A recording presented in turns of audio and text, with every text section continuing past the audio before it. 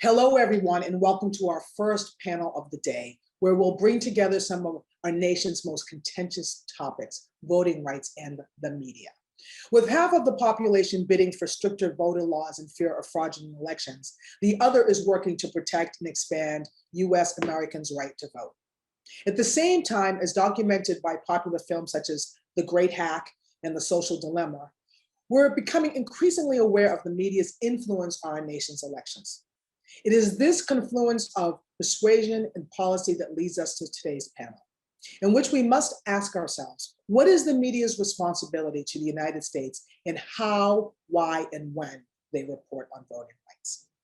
My name is Saundra Thomas, and diving into this conversation with me today, I have the president of 18 by Vote, the research director of the Shorenstein Center on Media, Politics and Public Policy, a politics reporter at POLITICO, and the chief executive officer of the New Georgia Project.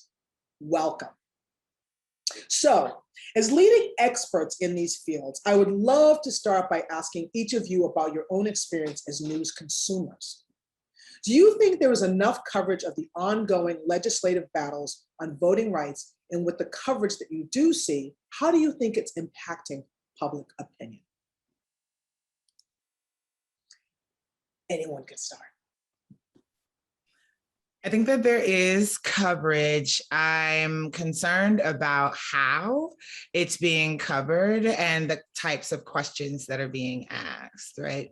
That I think that it's being covered as this garden variety, Democrat versus Republican, like Tupac versus Biggie, Joan Crawford versus Betty Davis, like just beef that we are familiar with. And this is different. And I don't see the sort of, and it's not even nuance, it's urgency that our democracy is being attacked from inside the House. And it's not exactly being covered in that way. It's being covered as, again, a garden variety ideological issue between the major political parties in our country. And I think that that's doing us a disservice. I like that. Similar beef that we've seen before. Anyone else? I can echo that. I think that's right. After January 6th, I know in the case of me and my colleagues, we started to really realize that this was more than what we thought. This was going beyond the simple Democrats versus Republicans. It was small d democracy against the enemies of that.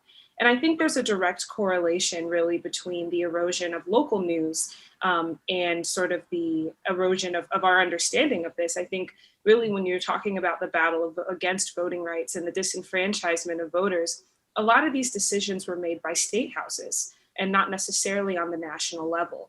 And so where I see a big void in coverage is in those capital press corps that have gotten smaller and smaller over the last several years that are not they don't have the infrastructure, quite frankly, to be able to cover this issue and to point to national reporters like me and also just media consumers to say, this is a thing that's coming. You should be alarmed, but not surprised because it's been building up now for the last several news cycles, but the last several election cycles as well.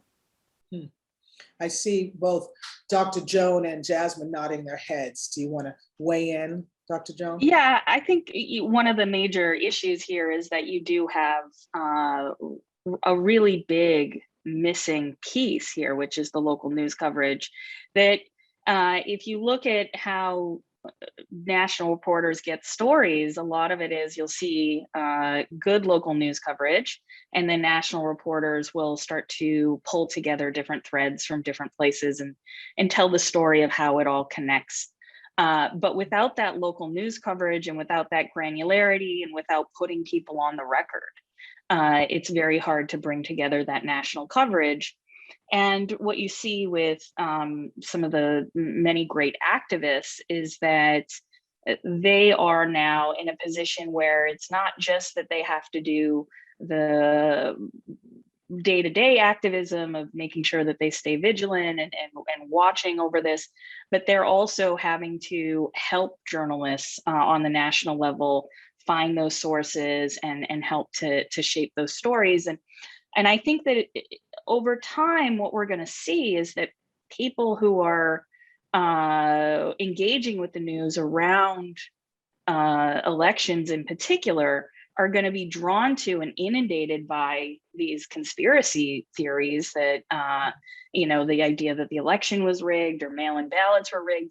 And over time, it's going to produce this fatigue.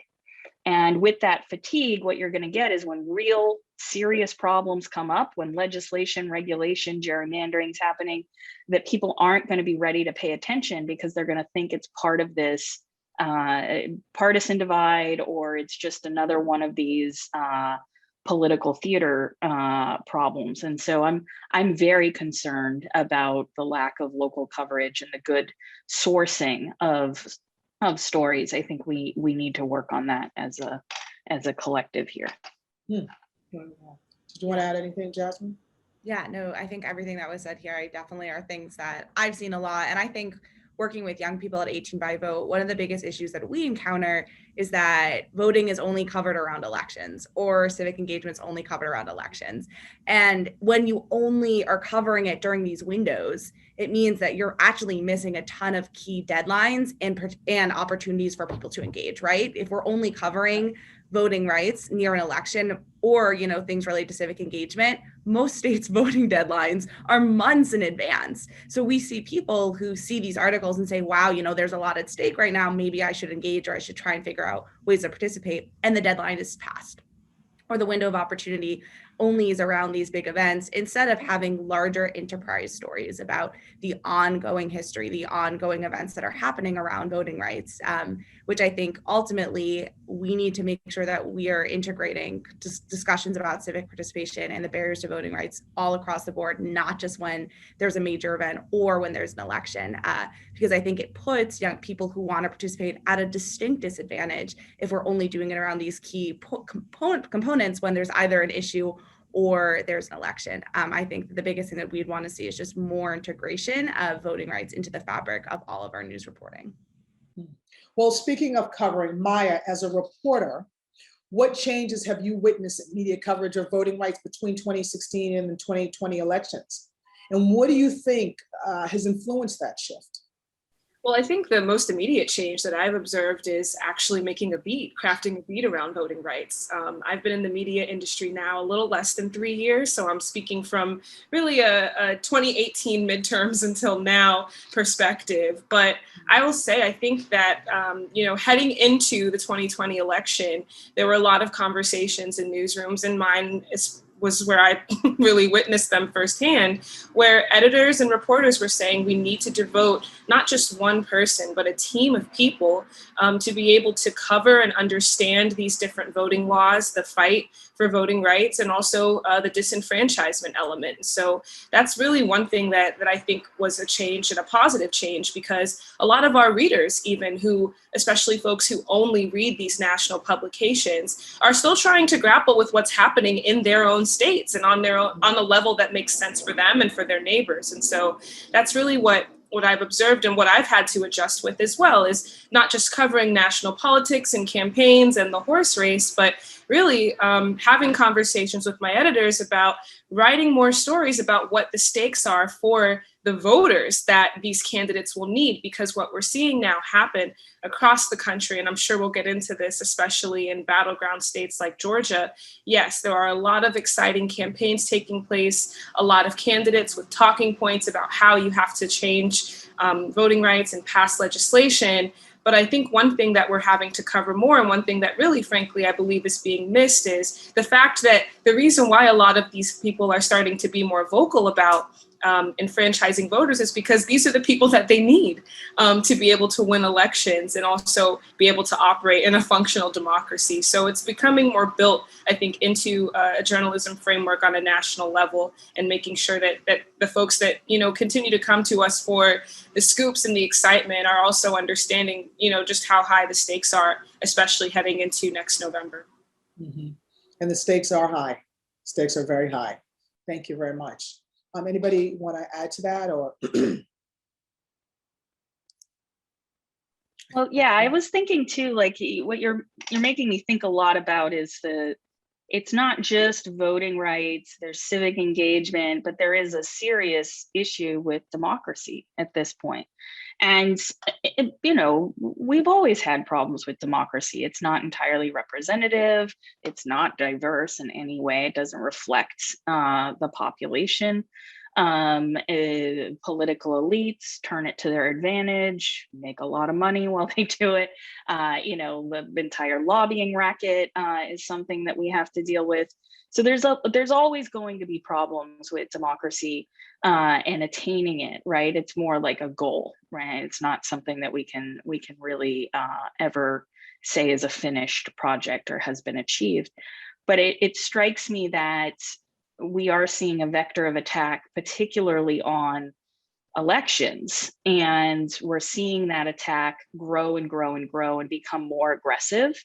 And one of the things that our research team has been grappling with is the relationship between social media, mainstream media, and then what you have in what we study, which are these fringe groups who make their own media, come up with their own theories of how the world works. And as a result, what you see are emboldened white supremacists really trying to make their politic the politic of American democracy. And so I think that there's also underneath all of this a problem with the mobilization of very violent and determined militia groups and white supremacist groups that are see elections as something that they are either going to win or stop at any cost. Yeah, it's sort of we've really upped the ante, I think, in many ways with social media. It's just yeah, it's really you can really see the good and the not so good side in many ways. And so to that point, you know, in 2020, Dr. Joan, you did an essay for Neiman Reports, and you and your fellow researchers, Brian Friedberg and Gabrielle Lim, warned that the coming year, right, we may be witness to the largest challenge to voting rights since the civil rights era, and failures in the media ecosystem may intensify its impact. Can you get a little deeper and explain what these failures look like? And has the media influenced voting rights in the way you predicted a year ago? Well, luckily, I think there was so much attention on voting rights and so much adaptation by activists like Insay's group that we had one of the best voter turnouts in the history of the nation, which doesn't track with what everything we were predicting in terms of not just our research team, but that article was more of a call to action to say, hey, the normal things that we do, like making sure that people know when to vote, where to vote, how to get a ride to vote, are going to be disrupted. And we are going to have to come up with and use this essentially, like, you know, it was March. So we had, you know, an 8-month window to try to get people to know that there are new ways of engaging and there's new ways of participating. And then you also have to guard against the disinformation that comes up when there's normal disruption. I know it feels like years ago, but if you think about what happened the night of the Iowa caucus, and that night, just the tabulation issues with a couple of computer errors when everything was also well documented on paper, it turned into a scandal where it was like people were thinking, oh, we got to throw away the whole thing. And that was utilized by media manipulators and disinformers as a seed. And then over that summer, over the summer prior to that, or after that, we saw more and more disinformation about voting by mail. And so what you end up seeing is this almost like a snowball effect where normal disruption turns into evidence, like in broad quotes, of problems with the entire system. And now we're seeing, even post-election, an entire security theater around cybersecurity and elections that's playing out almost like you're watching General Hospital on YouTube, right? It's like day in and day out content. Everything is like up in the air. You don't know if Luke and Laura are going to get back together. And but what it's doing is it's seeding disinformation for 2022, and this idea that the actual process is broken, not just that there's, it's okay to have debate about there's no good choices, but it's not okay to say factually that the machines are broken. And so those are the kinds of things that we are looking at. And I think we were really fortunate that so many activists stepped in 2020 to make sure that people knew how to get to the polls. Mm-hmm. Well, I want to say, as a former ABC employee, I certainly appreciate your reference to General Hospital, and you absolutely dated yourself with the Luke and Laura reference. But that being said, you're right. I think the confluence, the activists, information, all of these things play a huge role in our perception. But there's a lot of things happening on the ground. And say you've been working to encourage voter engagement in a state where I have quite a few family members, which is arguably the epicenter of the voting rights debate.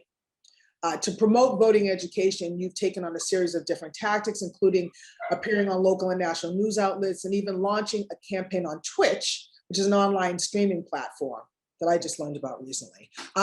Would you say that access to voter education is an element of voting rights? And if so, who is ultimately responsible for distributing that information? And I'd certainly like to hear all the panelists weigh in after you answer this. Right. I absolutely think that access to voter education and accurate, reliable, factual information that you can take action upon is 100% a voting rights issue. So when it is interfered with, that is an example of voter suppression, right? Dr. Joan talked about, just getting information out about vote by mail, right? And so thinking about when we were creating content for Gen Z and our millennial members, and again, first-time voters who were born in 2002, who were eligible to vote for the first time for president, right? There were legitimate questions. Where do I buy a stamp? How much? How much is it? And that's not like, right? And at the same time, you have Louis DeJoy dismantling the USPS from the inside, that they're interfering with work schedules and delivery schedules. They're literally pulling blue boxes up from street corners all over the country as a way to interfere with people's participation in our elections. And so, yes, 100% getting smart about voter education, I think, is super important because we're going to have to cut through the noise of the disinformation and the misinformation campaigns. And again, I think that when you ask who is responsible, at this point, I think that it is all of our responsibilities. I think as a naturalized citizen, as an immigrant to this country, I recognize that, there was a lot about US elections, about government, about how government works, that essentially I taught myself, or that we learned as a part of preparing to take the oath of allegiance, right? Preparing to take our naturalization exam. But it's not a part of public school curriculum in any deliberate or intentional way. And not in Georgia, my state. It may be the case in other states, but where do you go? Where do you go to learn about how elections work, right? Where do you go to learn about what the lieutenant governor does, right? And so movement organizations, community organizations have stepped in to fill in that gap, to fill that void. But again, because of the attacks and because of the poisoning, the intentional poisoning of our information wells, and the places where people are going to get information about elections, I think that in this moment, it is all of our jobs to do voter education and to contribute to sort of digital media literacy and preparing ourselves to protect ourselves against these misinformation campaigns from bad actors, both foreign and domestic. Very good point. I'd be curious to know when and where the ball was dropped in terms of civics being taught in the public school system? Because the truth of the matter is, you said, well, maybe it's just in Georgia. No. I might have to do some research on that. I'd like to know when exactly that fell off, because when I was young, to date myself, there was certainly civics was taught. And the irony to me is that we live in a society now where there's so much information, yet that kind of literacy is not necessarily being taught. People have to really see, other than to people who are becoming citizens of the United States. So anyway, who else wants to weigh in on that question? I wanted to Maya? add, yeah, just to add very quickly to Nsei's point, it's a really interesting question to consider, like, where do people go for this information when really you cannot necessarily rely on your own education or civics education? And to add to that, you know, where do you go when all of these laws are changing right in front of our eyes, right? When there are more rules, more roadblocks, and just more, I think, barriers in place to make it more difficult to vote, that puts the onus then again on all of us. But I think it also, at least in my experience, makes us have to go back to the drawing board, to relearn these laws, to understand exactly how they function and what roadblocks are now being put in place for specific voting groups. And then having to go back and communicate that as a reporter to find stories and news angles, but also for organizers on the ground. I imagine this means that you have to go back and re-educate not only your members, but the people that you're working on behalf of and the communities that you spend time in. And so that's just another thing I think that's popped up in my head, and it makes this all the more, this work more difficult, but also reinforces the point that it is everybody's responsibility, the media, elected officials, organizers on the ground, to not only communicate this, but yeah, like to go back and understand it again. Yeah, and we have to, I think, do that with the understanding that there's some people who are going to push back, number one. Number two, there are people who don't actually want to be educated on what's really going on. So I think that's something to consider as well, you know? Yeah, and I definitely think that's something that we see all the time with 18 by vote. And we work with 16 and 17-year-olds because we know that once people turn 18, there's so many things going on in life. And unless it is intrinsically a part of curriculums, it's going to be incredibly hard to get young people to engage, because the idea of doing voting as an extracurricular activity, which is how it has now been structured, is inherently not accessible. Because some people don't have time to, stop by that, after school activity, or to do it as an extracurricular. It's been almost framed as a service oriented activity, which is important, but it's an essential freedom and it's an essential democracy building thing. But also we need to think of it as, similar to what everyone says, as a localized issue. When we work with young people, we do everything, not even based on the state area, but on the county level, and build out these resources on the county specific guidance. And also we encourage the young people to make the materials themselves in their voices, because what we've seen is that it is really hard. The best way to get a person to vote is through a personal connection. So we really focused in on the localized issue, but also, again, emphasizing the equity piece of this. A lot of the youth that we work with are from rural communities.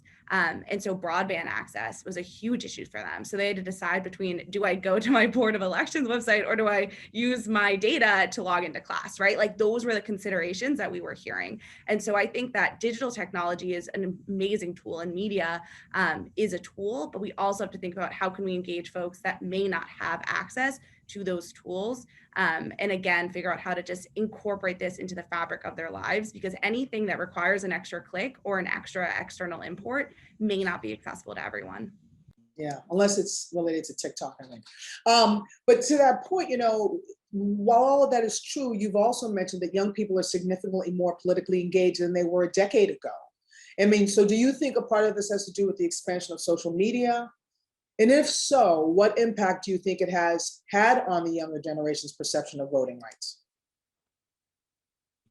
Yeah, I mean, so I think that social media is an important entryway for young people to see this information. I think that we definitely saw a higher volume of posting, but I think that, again, I think that there has been somewhat of a shift in the way that we talk about this around wide variety of social issues.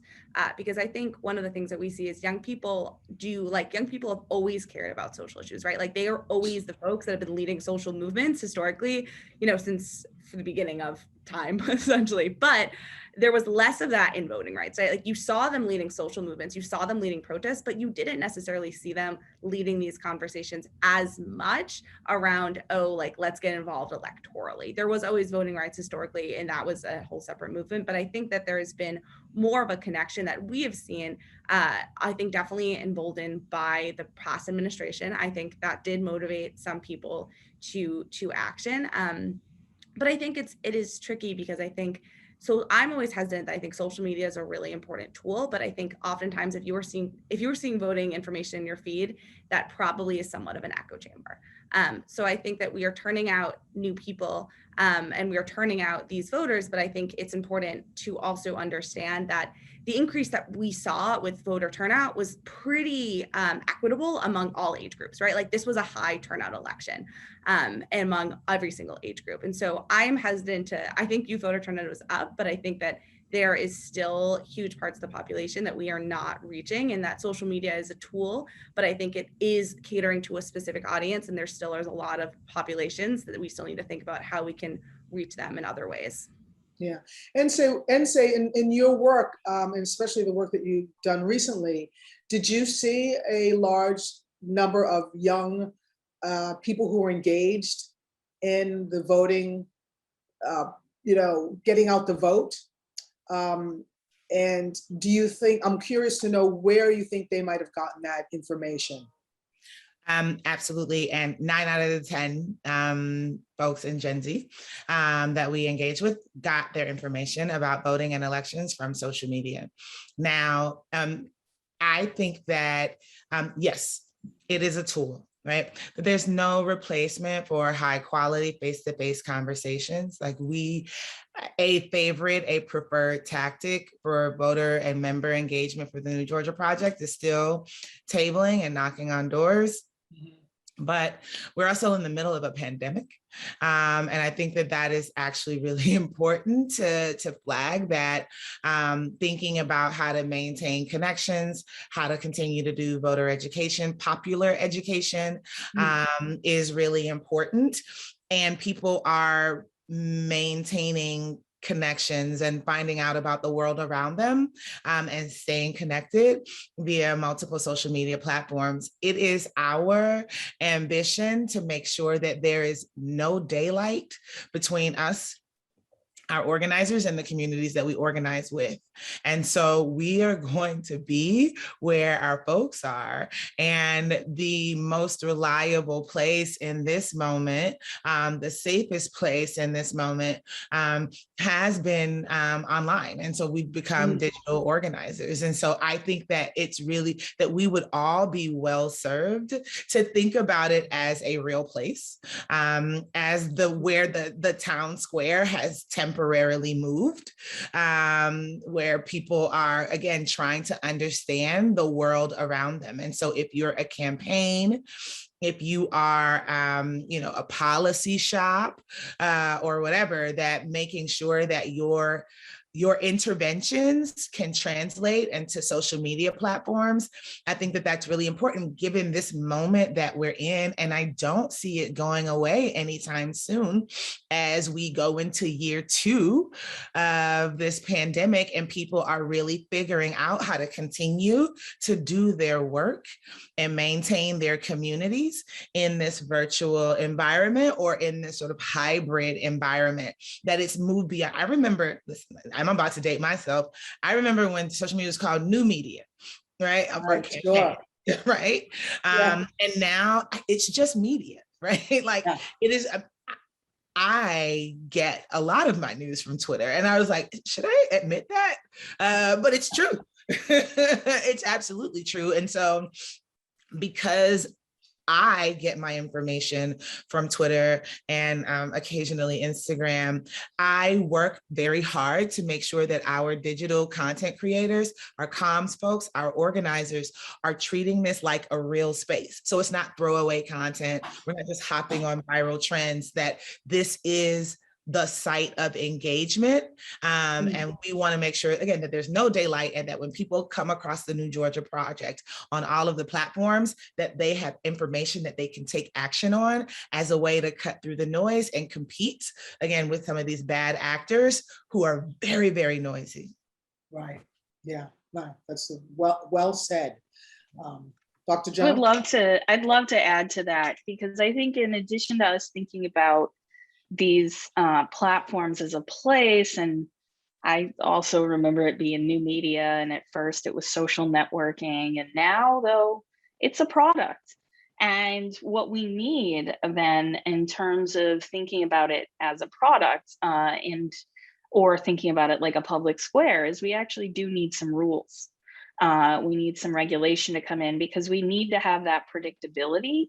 And one of the things that's really difficult about the situation that we're facing right now is that there's nobody at this stage stopping me or anybody else from impersonating activist campaigns. And we've seen this targeting, and particularly people of color, Black women on Twitter. We've seen astroturfing on Facebook.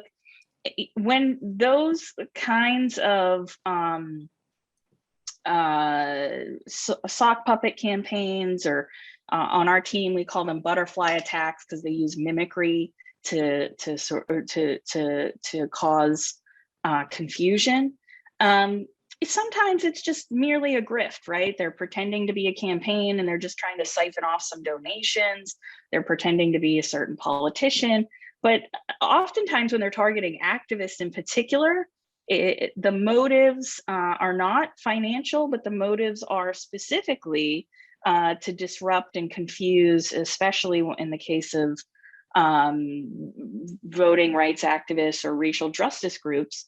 We see a lot of these attacks. And so when it comes to social media, one of the things that our research has been doing over the last several years is trying to shed light on that problem, trying to show people what it is, what the patterns look like, trying to make sure that we are at least one step behind some of these manipulators, if not sometimes in front of them, where we can figure out sometimes ahead of time what they're planning. If we can, a lot of times, and not to belabor the point about the technical part of these social media systems, but they're designed so poorly and they're so easily manipulatable that you'll be able to find on one platform a group of people organizing in order to disrupt activism or media on another platform.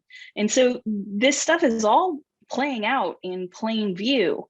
And so our research has really tried to tackle those issues and to make them known, so that we can give policymakers and advocates the empirical or the evidence they need to talk about how we might regulate social media in the future. Because I think that ultimately, these campaigns are becoming more sophisticated, they're becoming more well-resourced, they're turning into their own industry. And as a result, you're gonna see a change where activists are also gonna have to deal with protecting online cultures at the same time that they're trying to do that work, offline.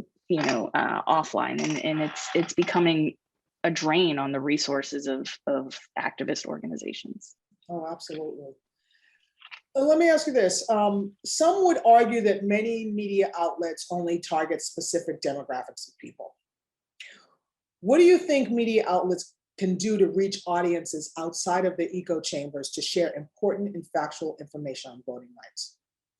And do you think this disbursement of information would prompt public trust in the expansion of voting rights? Maya, I want to start with you with this question. Yeah, I'm sitting here thinking about that, because I do believe it's true that, I mean, every media organization kind of has its own mandate and who it wants to reach, but certainly the fight for voting rights, the pandemic, Even women's rights now has prompted a number of newsrooms to recalibrate and figure out how to reach more audiences, because it's no longer a matter of these are the people that we write for. It's we are journalists and it's our job to inform, and we need to get this information out to as many people as possible. I was really encouraged by the decision on the part of a number of organizations, I believe the New York Times, Wall Street Journal, Washington Post, that have paywalls, actually dropping those paywalls for information around the coronavirus. I think the same could be done with information around voting rights and changes to voting regulations in different states. Again, I think it means hiring more people, expanding state operations. Really proud of the work that Politico has done in that space by hiring more people in different states outside of the DC, New York media landscape, Sure. getting as close to the ground as possible. And you know, this is a question that we're still trying to answer. I believe the newsletter model is one way to attack that, because it's information that happens very quickly, comes straight to your mailbox or your inbox, so you don't have to worry necessarily about like, you know, going out to actually click on an article. It's right there. Obviously, social media and expanding media engagement teams is a really important part of this work too. But this is certainly something that we're all trying to figure out, you know, how to do. And I think that we are being very tested by the moment in figuring out exactly what has to happen. But I guess if I could summarize it, it would have to be just taking the news to the people. And a lot of times that means hiring folks who are already close as possible to these stories, know where to find the sourcing, already have it in many times, and can deliver these stories very quickly and very accurately, a little bit closer to where these things are actually happening. Yeah. I like the way you put that, taking these things, the stories to the people and information to the people. I think that's a lot of organizations, media outlets are also looking at what they describe as localish and really trying to get on the ground in communities. And similar to what the work that Jazmin's organization is doing as well, really getting to the heart of the community. It's all great. That grassroots element, I think, is really, really important. And say, I add something that I would love to see from the media. Now, Maya doesn't do this, and neither does her publication, right? But I feel like people should be glad that I am not more petty, because I am still very upset about the 2018 governor's election in Georgia, that we were screaming about the Secretary of State, who's the chief elections officer in our state, who is responsible for maintaining the integrity of the elections, was also the candidate at the top of the ticket, right? That he was running for governor and refused to step down. And there is not a single major news outlet, particularly national media outlets, that we did not say, this is a problem. And the way that it got covered was the activists say this, Republicans say this. Who knows what's true, right? And that both siderism, the way that they would contort themselves to present both sides as if they were equal, right? As if one side was not blatantly planning to steal an election and dared the media to say something about it. And literally, it only started to work its way into stories about the Georgia gubernatorial election in mid to late October, when it was covered in the context of the horse race. Will the Secretary of State step down? Will he be responsible for certifying his own election? Will it have an impact? Who knows? Let's wait and see, when we knew what was going to happen. And so thinking about journalism and the industry itself, and how loath reporters are to call out liars and just say, you are a lying liar who lies, that this is provable. And I feel like that there is an appetite for that kind of truth telling, for that kind of real talk from consumers of media in this day. People don't want you to continue to finesse and massage the truth, again, to contort yourself, to present both sides as if they are equal. Folks are looking for real talk, an explanation about what's happening in the world around them that they are seeing with their own eyes. Like, did they really scale the wall and break into the Capitol, and they're trying to kill the vice president of the United States, and the president is watching off site at a monitor and cheering? Like, what? Like, is this really happening? And so, yeah, I think that one, people trying to preserve access so that they continue to get invited back to the government mansion, right, is a problem and is interfering with the quality of information and the quality of reporting that people are relying on to understand what's going on in the world around us, one. And then two, people or journalists or the media's unwillingness to call a thing, and to say this person is being less than truthful and like to fact check is also hurting us. Yeah. And Well, yeah, go ahead, Maya. I'll add to that to say that I think in many ways, Georgia has been the canary in the coal mine on a lot of these issues, right? Like in 2018, we saw this refusal really to call out the fact that, yes, the Secretary of State was also running for governor. So he was overseeing the same process that he was participating in, that he was running in.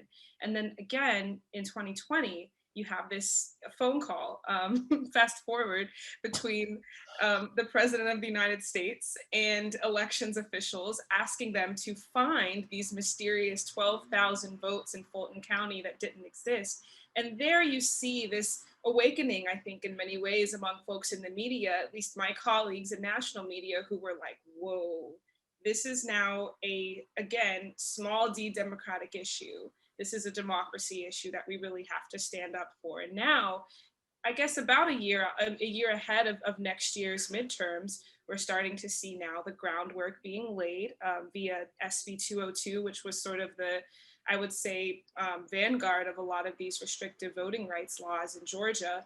And I look at this time as the time to start calling things a thing so that we're not late to it next year, and really being able to see, where specifically Republican state lawmakers are starting to figure out how they can bend the rules to their will, quite frankly, so that in 2022, they don't suffer any losses to Democrats, particularly in the governor's race, which everyone will be watching, in the Senate races. I think in 2018, there was, like this belated action on being able to call out malfeasance. And now is the time, I believe, and maybe we're late to it by starting now, really, to get into a lot of these democratic issues. But I think the media's problem, without railing against myself and my colleagues, often has been timing and being, I guess, courageous enough to really call out these things, but also being on time and giving our readers enough space and room to understand the buildup to how these things happen. Mm-hmm. Yeah, Jazmin, did you want to add to that? No, I was just going to say, I think it's so important that we highlight the complexity of issues and the interlapping issues that are going on, while also acknowledging that one of the things that we hear a lot from people, regardless about why they don't vote, is that it seems too hard. And that is one thing that we see, is that this, when you see all this coverage about all of these barriers, it also has it can motivate people, right? Because they see this, they want to participate, but it also can be something that makes them be like, well, it seems like there's so many barriers. Why do I participate, right? So one of the things that we also are really mindful of doing is also, like, we worked on a guide for Vice that was just like a first time voter guide, and have these really easy step-by-step, like, I don't know how many times I've seen a young person stop their voter application because they didn't know their social security number, right? They just don't know these things, but like having them know, like, here's what you need to know to vote, right? At like the bottom, or even just having links out to like register to vote. And in addition to having this messaging about the fight for voting rights, which is so important, the complexity, also making sure that we're having messaging and reporting and resources to be like, we are here, we got your back, like, we will also guide you through this process. We do a lot of text messages, which is peer-to-peer engagement, but that's the other thing that I'm always thinking about, is how do we balance this ecosystem of elevating these issues while also being aware that lack of information and the idea that voting is too hard and complex is one of the leading, reasons why people don't engage in the system. Absolutely. I think there need to be many endpoints of engagement. Did you want to add something, Dr. Joan? Or you... I just wanted to chime in and say, when we're talking about politics, we're really talking about media, about politics, the way people get their information. It's not like any of us can go figure out what's happening in Congress or what's happening in the White House. Most people get everything they know about politics and elections through media. And one of the things that mainstream media tends to do is ignore certain specific events, like what we were just talking about with the Capitol insurrection and Trump trying to influence how states were counting votes, even how the media, including calling up Fox News and saying, hey, you got to flip Arizona.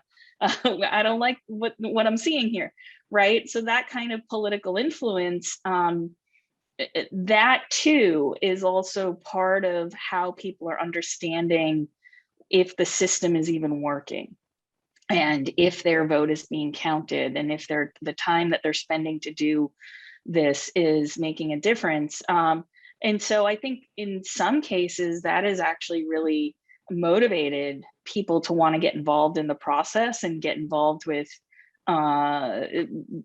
organizations and try to help with maintaining safe and secure elections. I mean, when I look back at what happened from the primaries up until just last week, it's like watching like some kind of Game of Thrones, saga. The CISA directors fired over Twitter. Like it was actually very anomalous in terms of the way that it played out. But nevertheless, people only get bits and pieces. And as a result, I think mainstream media has to do a better job of getting into those details and helping people understand that when things are an anomaly or when things are really out of bounds and when lies are lies. And they only really got the courage to do that. And not just media, tech companies as well only got the courage to do that once it was clear that Trump had lost the election. And so I think that we're going to see another round of that if he does become the Republican candidate in 2024. Mm-hmm. Well, I guess it comes down to one of the things that NSA has said in her community. It's about being ready so you don't have to get ready.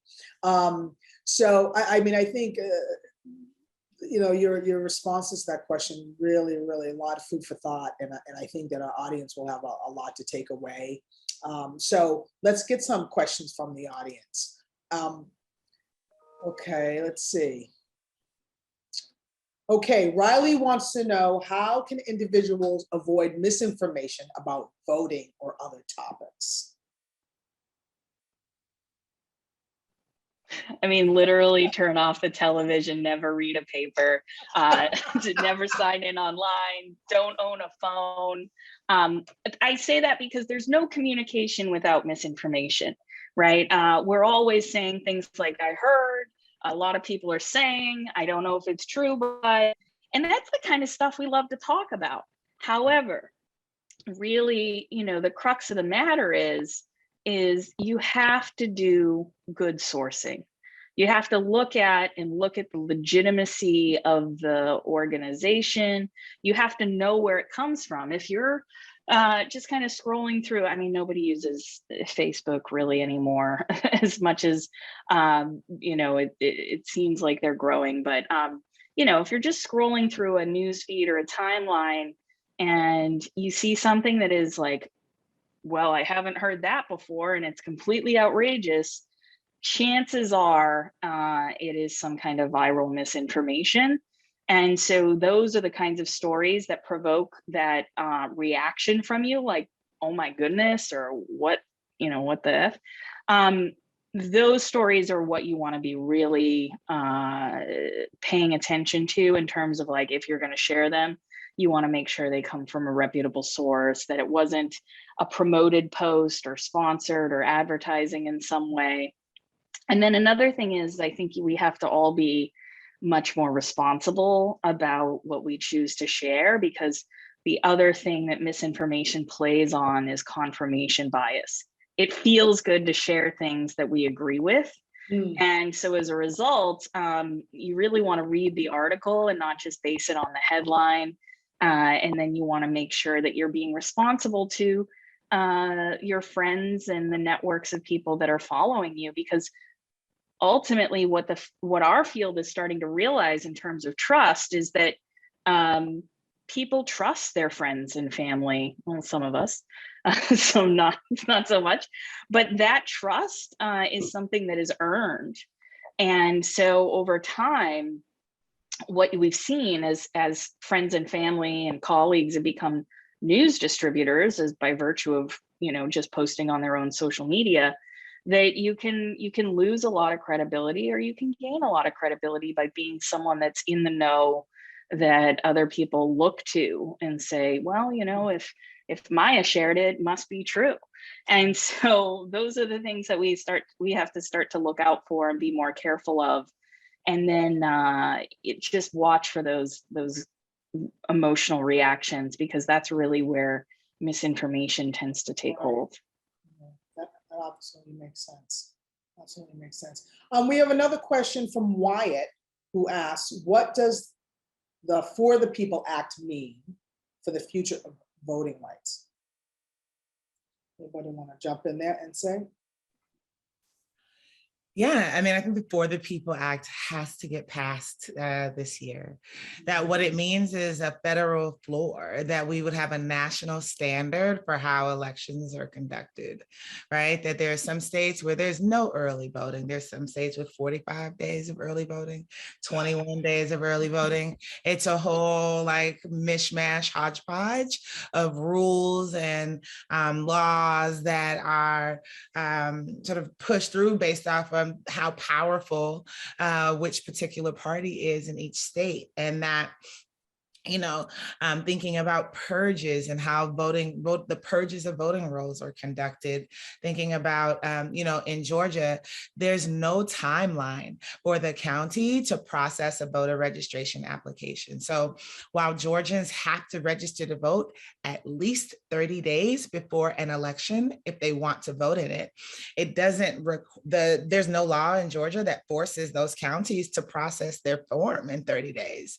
We've seen it take 6 months, 9 months after the election that they've been registered for.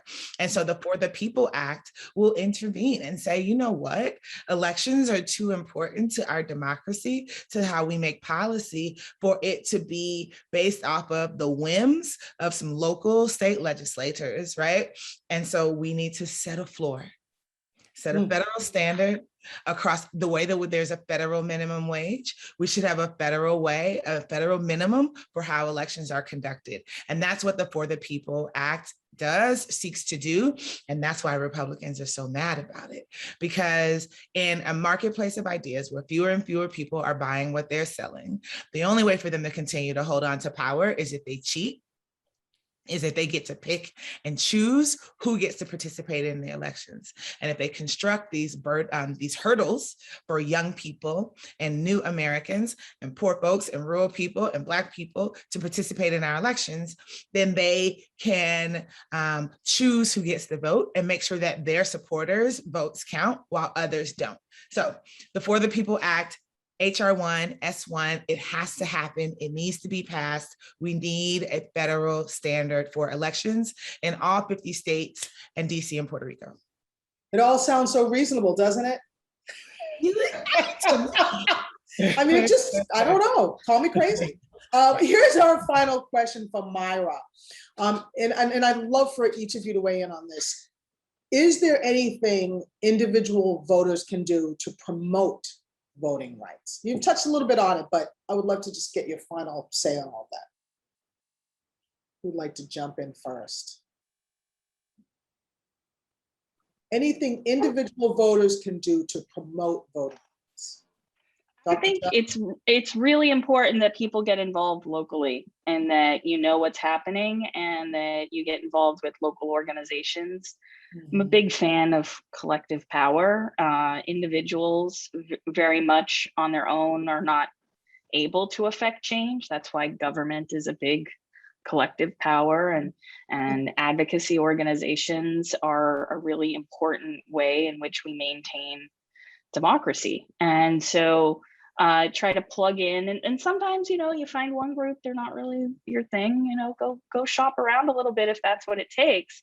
But make sure that you find a group of people that care about the depths and the details, that they, you know, they have a plan to think about redistricting, they have a plan to think about outreach and be part of that and be vocal as part of it. It's often, you know, a lot of, you know, I'm not exactly a shy person, but, you know, go and listen and find out how these groups in your area operate, how you can plug in, and then work on making sure that the time that you do devote to it, maybe it's only 5 hours a month or something, make sure that you're contributing to something that's part of a broader plan and project. Great, thank you. Maya? I feel like the message back, at least when I was in high school, was always, and it still is in many ways, you know, call your senators, call your representatives. But I'll echo, I think what Dr. Joan said, which is, yes, that's, you know, that's effective, but also, like, I've observed in my reporting, at least, joining these organizations or supporting these organizations, these are the folks who are actually creating the groundwork or laying the groundwork to make these movements successful and actually turn out the voters that they need, and actually kind of have studied a lot of these laws and are, you know, they are very well equipped to be able to communicate what's needed and where everyone can go and what would be helpful. And a lot of times these movements are years in the making. And so I think that's probably the most important part here, is just joining them. And if you can't actually be there physically, I imagine they would appreciate just like resources and being able to support them in that way too. And I know, being on the ground in Georgia quite a bit, meeting people from places like Washington State and California and New York, people who were saying, you know, I'm here to support Democrats. My state is safely blue. This is a battleground state. This is where I feel like my time and energy can be spent. And there are a lot of different ways to do that too. That's great, thank you. Jazmin, did you want to jump in? Yeah, I mean, I think everything that was said is so resonant. And I also think that the biggest thing that we can do is put voting rights in the terms that people feel connected to. So I say, if you're going to go and talk to your friends and family, do talk to your friends and family, but also talk to the people, like that kid in your math class that like looks like he's sleeping and disengaged, and like see what he cares about, right? Like talk about the fact that like, oh, that pothole in the road that I know that you've always complained about, like that matters on who your elected officials are, right? And try and find that denominator with people, the lowest kind of common ground that you can find. And then when you hear people talk about issues, like also put it into your everyday conversations. When you hear people, like people love to complain. I think it's a human thing, but they don't love to take action as much. And just doing voting, like talk to them about, are you registered to vote, right? Or do you know there's an upcoming election, right? Just try and also make it an active practice. But I also do think the resource element here is so crucial. I think that oftentimes our instinct is to donate to campaigns because those are the, you know, people we see. But I think putting resources towards voting rights infrastructure is huge because oftentimes voting is seen as volunteer work. And that's what I mean, at our organization, we pay all of our young people because we know that if this is just a volunteer activity, it won't necessarily have that equity piece and it won't be able to bring new people in. So I would say, in addition to incorporating into your daily conversations, also figure out, are there ways to also think about how do we build sustainable resources toward these organizations? There's also not a bunch of turnover, because that's the other thing too. We rely so much on some of these nonprofit and advocacy organizations, and intrinsic to those is just these elements of lack of having infrastructure there. So I'd also say get involved, but also think about how to, you know, think about supporting these organizations in tangible ways as well. Right, fantastic. Lastly, Ense? Listen to Maya, Joan, and Jazmin. Like that is what individual voters can do. Like literally, I feel like they've laid out the blueprint. I would say this: I'm an organizer. I believe in organization. It's funny because I'm also kind of an introvert and a loner. But here's the thing: I think that there are people who share your values. There are people who, care about the same things that you care about. And so I think, I subscribe to the gospel choir theory of organizing, right? Gospel choirs can hold a note for so long, right? Because each individual vocalist is doing their part. When an individual needs to drop out because of competing personal or professional obligations, the note still continues, right? Sopranos are doing their thing, the altos are doing their thing, the choir director is doing his thing or her thing. And so, find your people. Find the people who care about the things that you care about, and then connect the dots between, you're a climate voter, you're an education voter, you're a policing reform voter, whatever that is, that there are things that you care about that you can't stand to see continue. Or there's a vision that you have for America, for your state, that you want to see happen. Find your people, join an organization, join a campaign, and then make sure that you know that the right to vote is preservative of all of our other rights, right? That everything that you care about is tied to and is impacted by our ability to vote in free and fair elections. So find your people and make sure that you connect your thing to voting. That is fabulous. Thank you so much. I don't believe that you are an introvert. Thank you all so much for joining us for today's important panel, and to our wonderful panelists. And I have to thank you for doing the work that you do, all of you. So thanks for being here. If you would like to attend an optional reflection session with other audience members about what we just talked about on the panel, do head over to the Connect page on the Peace Studios Summit website. Otherwise, we'll see you back here at 1 p.m. Eastern Standard Time for another lunchtime concert. Thank you.